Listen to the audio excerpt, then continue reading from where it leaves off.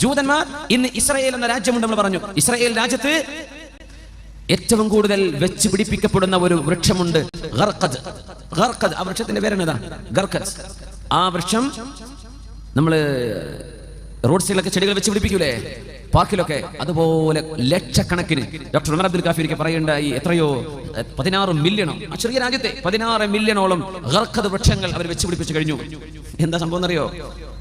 ലോകത്ത് അവസാന ഒരു യുദ്ധം നടക്കാൻ പോകുന്നുണ്ട്, ഈസാ നബി അലൈഹിസ്സലാമിന്റെ കീഴിൽ മുസ്ലിമീങ്ങളും ജൂതന്മാരും തമ്മിൽ. അതിൽ ബൈത്തുൽ മുഖദ്ദസ് മുസ്ലിമീങ്ങൾക്ക് കിട്ടും. ജൂതന്മാർ അടിയറ പറയും, മുസ്ലിമീങ്ങൾ ജയിക്കും. ആ യുദ്ധം നടക്കുമ്പോൾ എല്ലാ വൃക്ഷങ്ങളും കല്ലുകളും മുസ്ലിമിന് അനുകൂലമായി സംസാരിക്കുന്ന കല്ല് പറയും, യാ മുസ്ലിം തആൽ, ഇങ്ങോട്ട് വാ മുസ്ലിമേ, എന്റെ പിന്നിൽ ജൂതൻ ഇരിക്കുന്നുണ്ട് എന്ന് വിളിച്ചു പറയും, ഒച്ചു കൊടുക്കും. ഇല്ലൽ ഗർഖദ, ഗർഖദ് എന്ന വൃക്ഷമല്ലാതെ, ഫഇന്നഹാ മിൻ ഷജറിൽ യഹൂദ്, അത് ജൂതന്മാരുടെ മരമാണ്, ആ മരം വിളിച്ചു പറയൂല. ഈ മരം മില്യൺ കണക്കിന് നട്ടുപിടിപ്പിച്ചു കഴിഞ്ഞു. അപ്പൊ നമ്മൾ ഈ പറയുന്ന ഹദീസിനെക്കാളും വലിയ വിശ്വാസം ജൂതന്മാർക്ക്.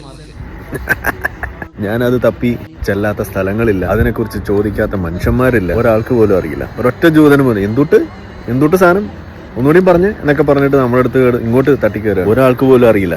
അവസാനം ഞാനിപ്പോൾ ഒരു കുറ്റിക്കാട്ടിൽ വന്ന് നിൽക്കുകയാണ്. ഈ കുറ്റിക്കാട്ടിൽ ഇവിടെ എവിടെയെങ്കിലും ഒരു ഗർഖദ് മരം കാണുന്നുണ്ടെങ്കിൽ ഒന്ന് കൈപൊക്കി കാണിക്കണം, ഒന്ന് ചൂണ്ടിക്കാണിച്ചാൽ മതി. ഇനി ബുദ്ധിമുട്ടാണെങ്കിൽ ഒന്ന് തുപ്പി കാണിച്ചാലും മതി.